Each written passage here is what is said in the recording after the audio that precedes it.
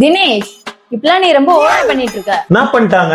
கல்யாணத்துக்கு முன்னால நான் வேணான்னு சொன்னாலும் இத்தனை முறை வந்து என் வீட்டு வாசல்ல இருக்க. என்ன பண்றதுமா, அது பசங்களோட மேனுஃபேக்சரிங் டிஃபெக்ட். இது நான் மட்டும் இல்ல, உலகத்துல இருக்கிற முக்காவாசி ஆம்பளைங்க பண்ற தப்பு அது.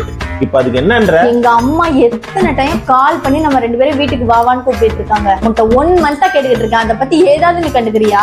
இப்ப என்னன்ற, எனக்கு வேலை இருக்கு, எப்போ ஃப்ரீ டைம் கிடைக்குதோ அப்பதான் வர முடியும். இவ்வளவு பொறுக்க முடியல அப்படின்னா நீ கிளம்பு. உன்னை யார் இங்க புடிச்சு வச்சிட்டு இருக்கா? ஓ, சாருக்கு அவ்வளவு திமிராயிடுச்சா? சரி, இனிமே நான் உன்னை டிஸ்டர்ப் பண்ணவே மாட்டேன். நான் கிளம்புறேன். A few moments later. சரி, நான் கிளம்பிட்டேன். இப்பவே நான் உன்னை பிளாக் பண்றேன். நீ கால்லாம் பண்ணிடாது. நீ கால் பண்ணாலும் நான் எடுக்கிறேன். பை.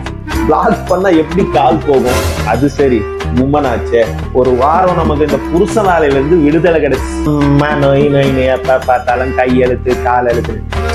ஓ, என்ன அங்கிட்ட அனுப்பிட்டு நீ இங்க ஜாலியா இருக்கலாம்னு பாக்குற. உன் பருப்பு என்கிட்ட வேகாத தம்பி. என்ன வெட்டியே போட்டாலும் உனக்கு தனியா சந்தோஷமா இருக்க விட மாட்டேன். ட்ரெஸ் எல்லாம் பேக் பண்ணிட்டு போனியடி, அது எங்க? அதெல்லாம் ஆண்ட்ரிக்கு கொடுத்துருக்கேன். சரி, கால் வலிக்குது, வந்து கால் அழுத்தி விடு. மட்டிக்கினாரு